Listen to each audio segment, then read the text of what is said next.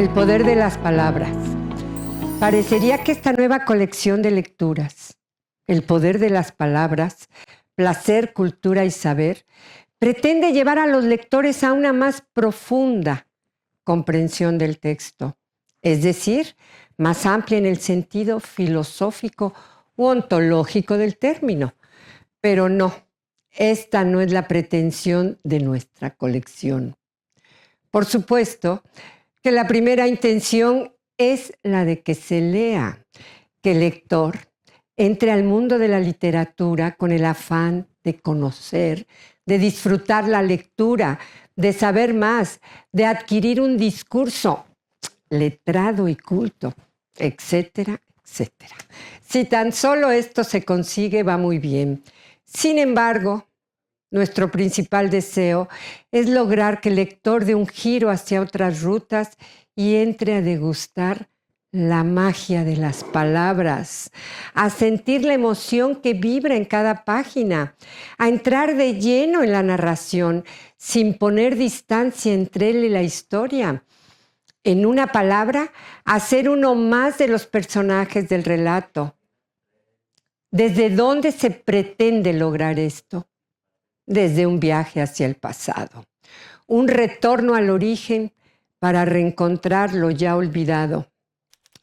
El poder de las palabras, placer, cultura y saber, es ante todo una aventura, un viaje hacia lo desconocido, a través de realidades míticas y extraordinarias, de mundos maravillosos que perviven ocultos en las profundidades abismales del olvido. Desde este horizonte se desprende el principal propósito del poder de las palabras, placer, cultura y saber.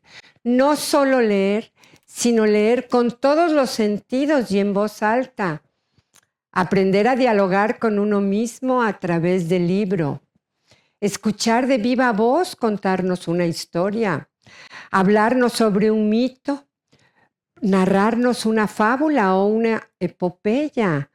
El vínculo con la voz y la palabra no solo nos permite recrear el universo en su infinidad de formas, artilugios y colores y sonidos, sino que nos da la posibilidad de inventar el nuestro.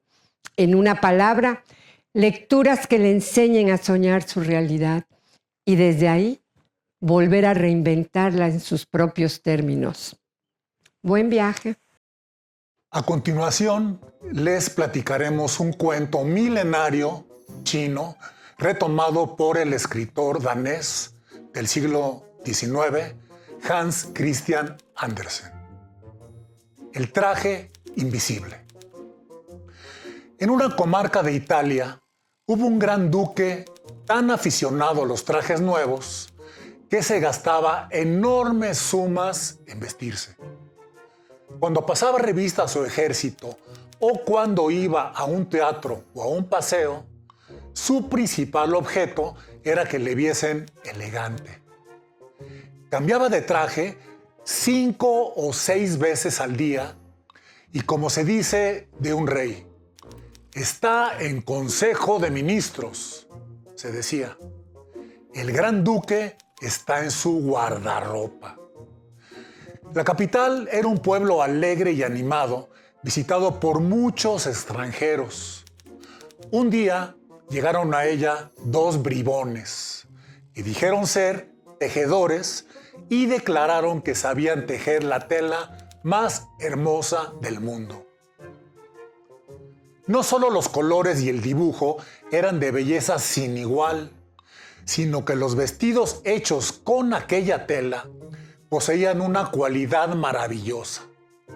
Se hacían invisibles para los pillos y los tontos. Esa tela es de inmenso valor, pensó el gran duque. Gracias a ella podré conocer a los pícaros que intervienen en mi gobierno y sabré distinguir a los listos de los tontos. Es necesario que tenga cuanto antes un traje de esa tela.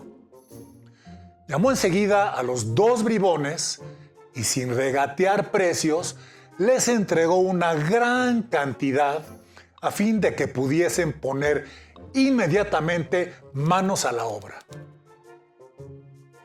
Los dos pícaros prepararon en efecto 2 telares e hicieron como que trabajaban, aunque lo cierto era que nada, absolutamente, había entre las brocas.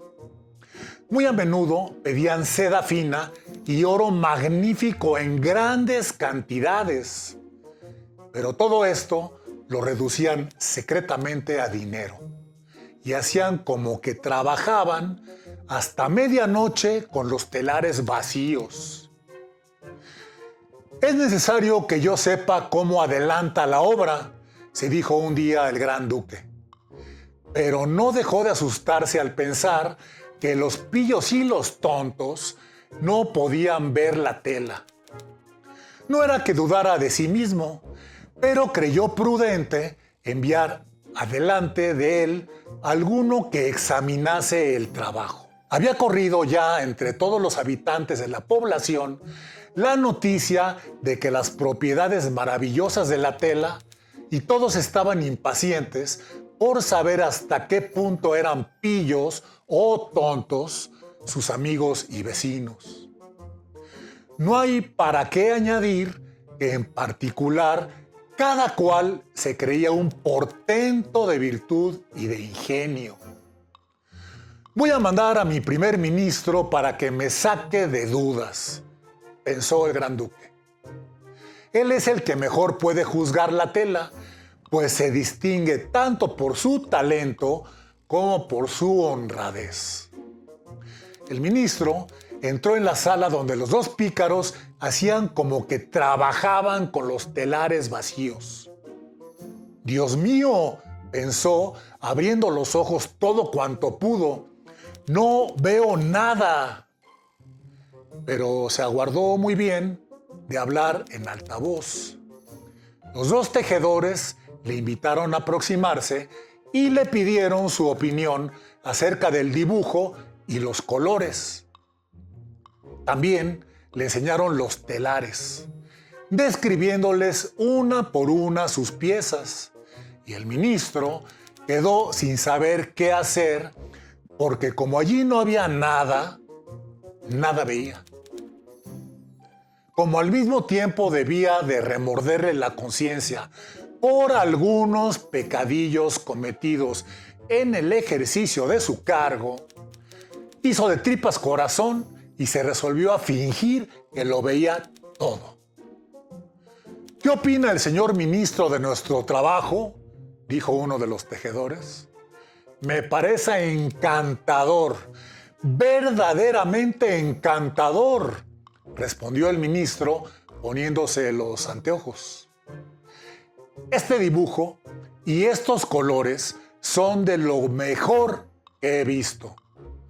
Voy a dar la enhorabuena al gran duque, pues nunca habrá visto tan bien vestido.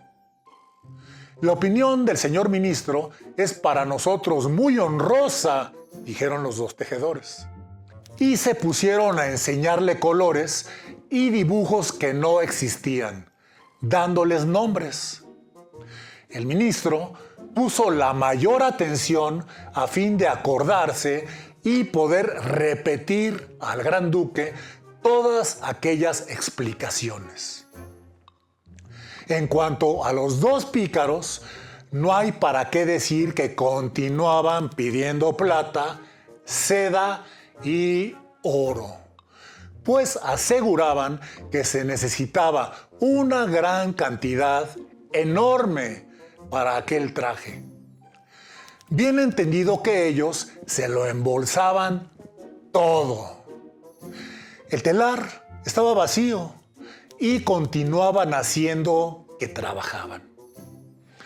Pasados algunos días, el gran duque envió otro alto funcionario para examinar la tela, a ver si se concluía. Le sucedió al nuevo emisario lo mismo que al ministro. Miró, pero no vio nada. ¿No es verdad que el tejido es admirable y que los colores se combinan perfectamente? Preguntaron los dos trunantes, mostrándole y explicándole el soberbio dibujo y los magníficos colores que no existían. Yo no soy necio, pensó el alto empleado.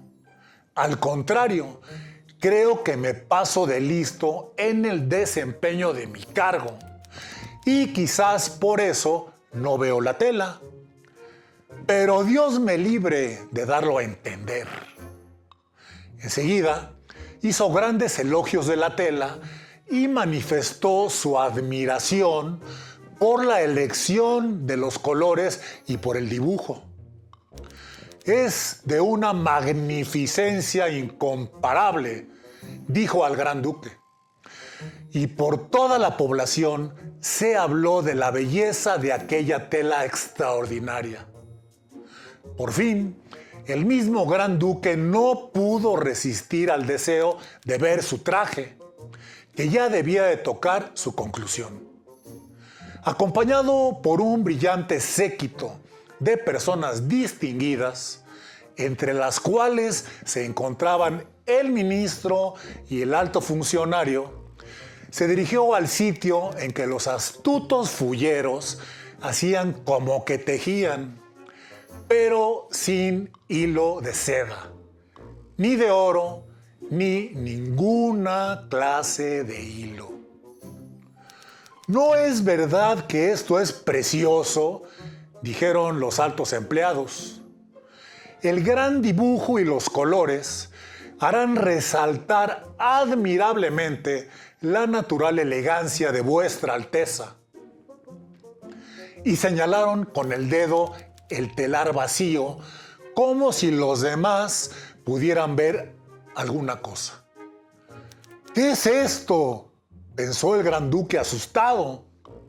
Nada veo. Esto es terrible. ¿Acaso seré un necio incapaz de gobernar? Nunca pude esperar tan espantosa desgracia.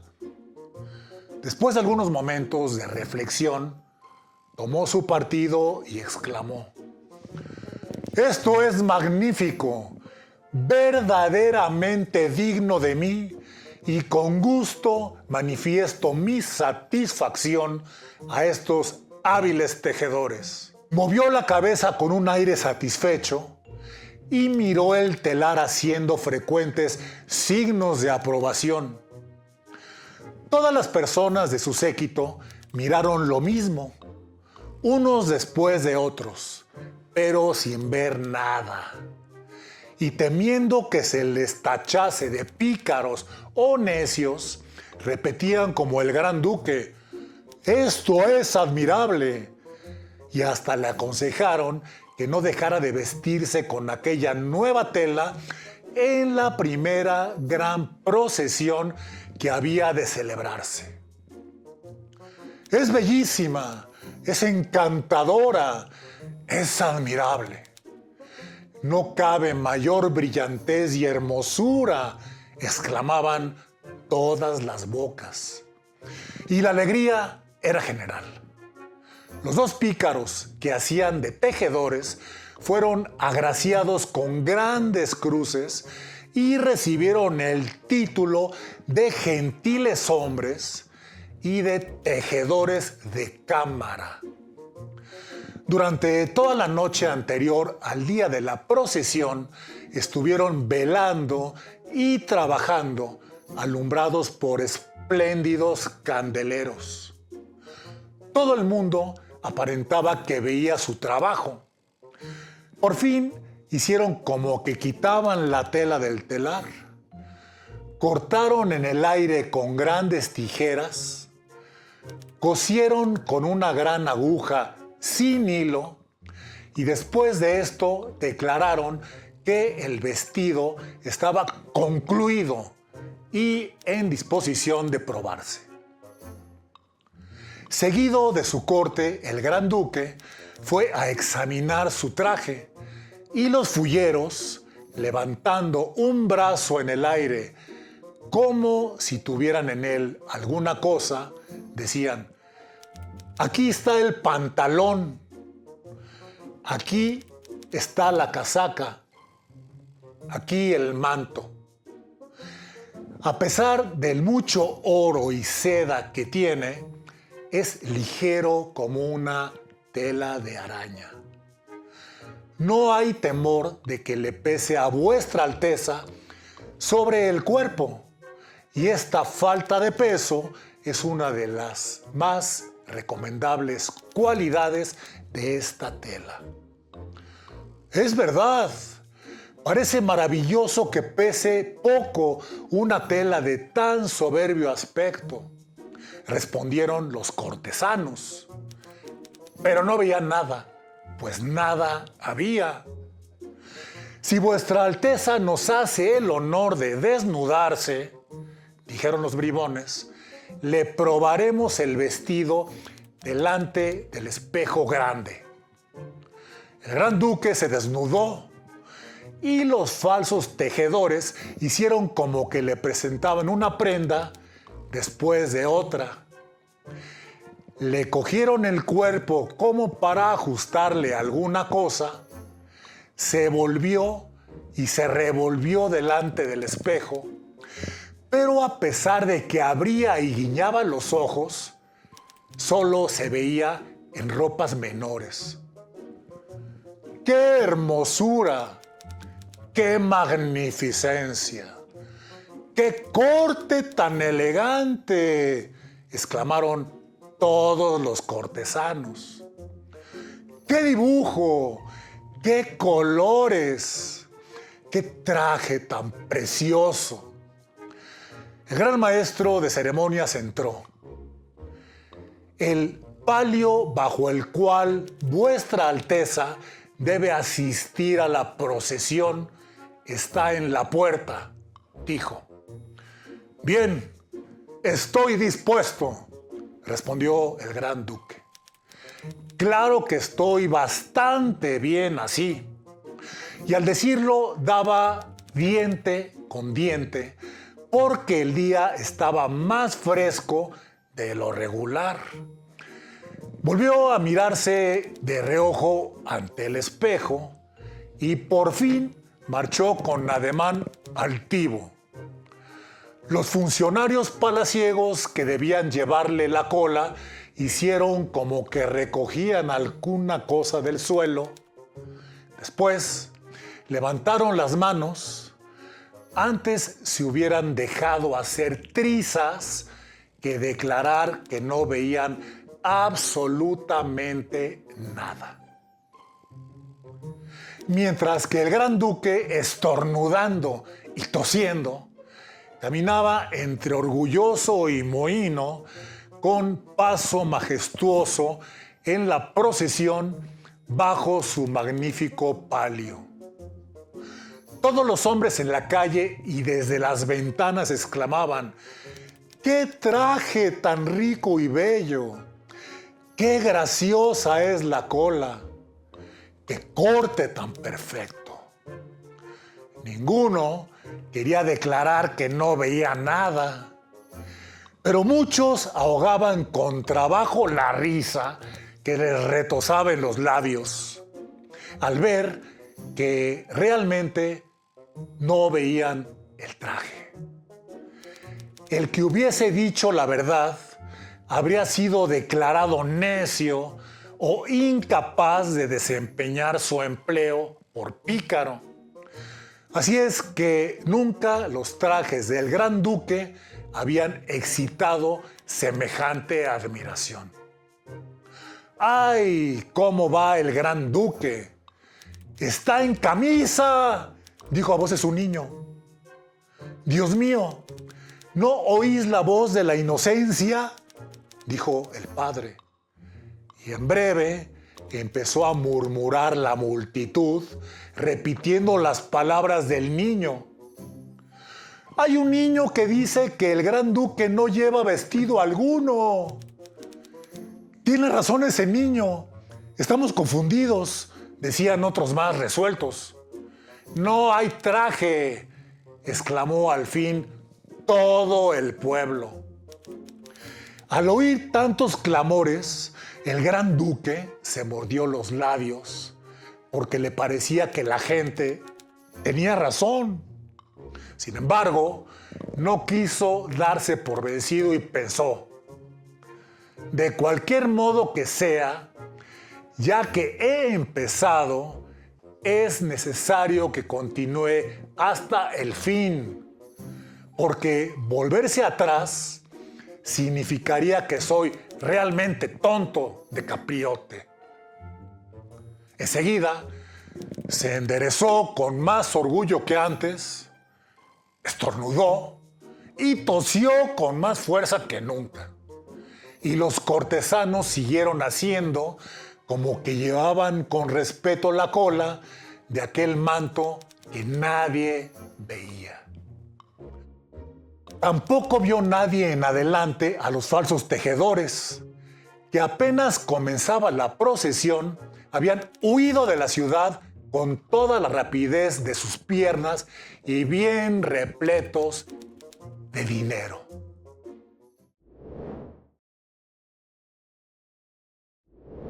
De nueva cuenta nos volvemos a encontrar, y ahora con una extraordinaria historia, milenaria. Su origen está en la vieja y antigua China. Estamos hablando de miles de años. La historia pasa por la India, por el Islam, la conocemos, es más, Cervantes la descubre en las Mil y una Noche, en los cuentos sufis, que posteriormente Hans Christian Andersen la lleva a los países del norte europeos, como el traje del duque o el traje invisible. Y es una historia fascinante porque nos habla de lo que es la condición humana desde hace miles de años hasta la fecha, por un lado. Por otro lado, de lo que implican principios o valores como la soberbia, la vanidad, que son... Lo más interesante de esta historia, como comenta la maestra Adriana, milenaria, es que la condición humana sigue siendo la misma condición desde hace miles de años, y quizá más tiempo, hasta la fecha. Todo gira en torno a la proyección del poder. Del poder y al uso y a la capacidad, al ingenio del manejo de la palabra. Así es. El poder de las palabras, cómo convences al otro. En el momento en que los fulleros, los astres, los dos pícaros, convencen al duque, le llegan a la vanidad del duque. Y ese sentimiento de todo un pueblo de legitimar las mentiras de su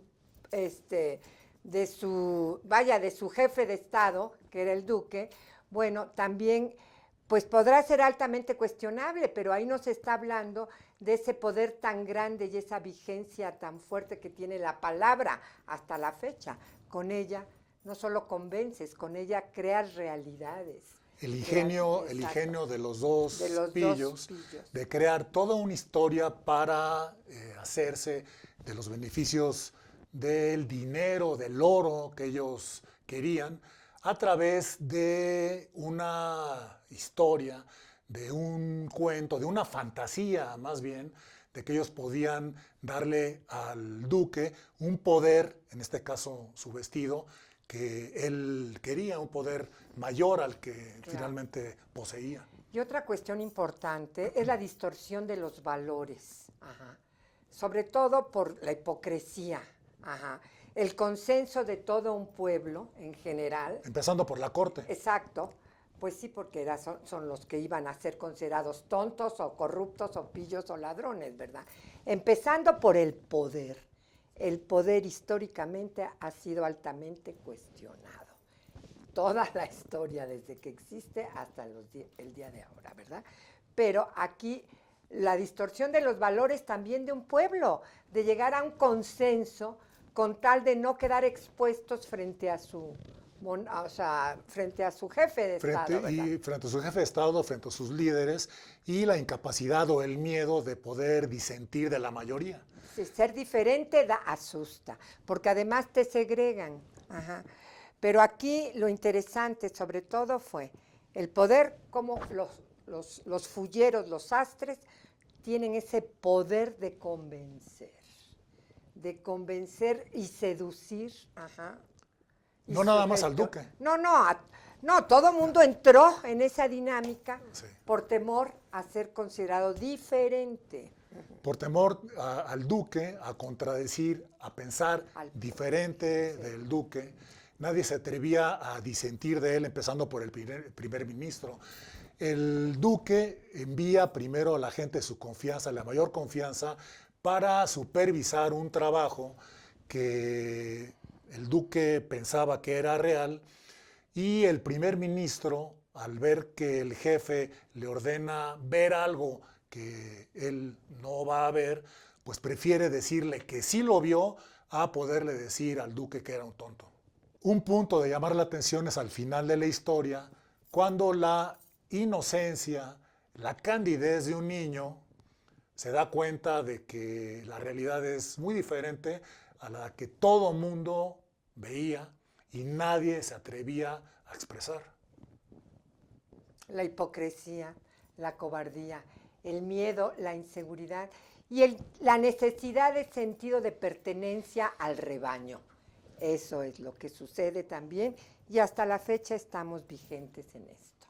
Ajá, cualquiera que sepa lo que quiere en la vida y sepa expresarlo, nos puede dominar.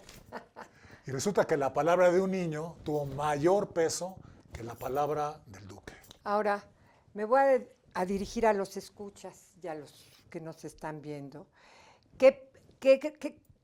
¿A dónde les lleva esta lectura? ¿Qué sienten a través de esta lectura? Ajá. ¿Cómo acceden a la reflexión? ¿Cómo acceden incluso a llegar a entender el poder? Ajá. ¿Desde dónde? ¿Desde qué horizonte lo van a llegar a reflexionar? Esto es muy importante, ¿no lo crees? El poder de la palabra, el poder del duque, el poder de la palabra del niño, la soberbia, la vanidad, la lambisconería y la hipocresía y el valor de la inocencia. Claro, todo esto que acaba de mencionar Andrés son potencias que viven en nosotros y son fuerzas que algunas veces nos envenenan, algunas veces nos destruyen, nos quitan toda la energía. ¿Por qué? Porque vivimos en función de ellas. Ajá. Y porque vivimos en función de la palabra del otro, de los deseos y gustos, en este caso, de un duque, pero también es algo que está vigente hasta ahorita en nuestro tiempo. Y todos estos puntos para reflexionar y verlo como una metáfora de la realidad actual. Aunque sea una historia de hace miles de años. Hasta la próxima.